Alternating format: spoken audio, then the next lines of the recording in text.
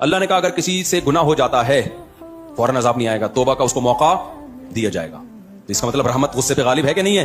پھر اگر دوبارہ ہو گیا دوبارہ چانس دوں گا اس کو, تیسری دفعہ ہو گیا تو تیسری دفعہ چانس دوں گا, چوتھی دفعہ ہو گیا, بولو نا, چوتھی دفعہ چانس, پانچویں دفعہ گناہ ہو گیا, پانچویں دفعہ چانس. حدیث میں آتا ہے ایک شخص نے ایک بندے کو قتل کیا, اللہ نے چانس دیا توبہ کر لے, اسے دوبارہ قتل کیا, اللہ نے چانس دیا توبہ کر لے, نہیں کی توبہ. تیسرا بندہ قتل کیا, اللہ نے چانس دیا اب توبہ کر لے, اس نے کہا, اس نے نہیں کی توبہ. چوتھا, پانچواں, کتنے مار دیے؟ 99 کے بعد اس کو خیال آیا کہ یہ تھوڑا سا مناسب کام مجھ سے تھوڑا نامناسب چل رہی, اللہ کو کیا منہ دکھاؤں گا.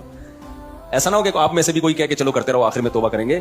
ہزاروں میں ایک آدمی ہوتا ہے جس کو اتنے جرائم کرنے کے بعد توبہ کا خیال آئے, ورنہ 99% کو توبہ کا خیال نہیں آتا. اس لیے شروع میں ہی بچ جاؤ.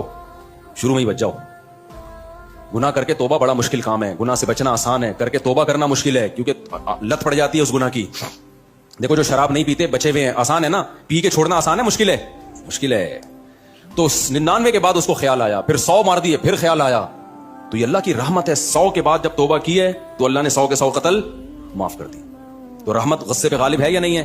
لیکن اللہ نے کہا کہ اگر موت کا وقت آ گیا نا تیرا اور اب تو توبہ کر رہا ہے, اب معاف نہیں, کیونکہ اب بھی اگر معافی کا آپشن ہو پھر تو سارے کریں گے, تو پھر اس کا مطلب اللہ میں غضب ہے ہی نہیں.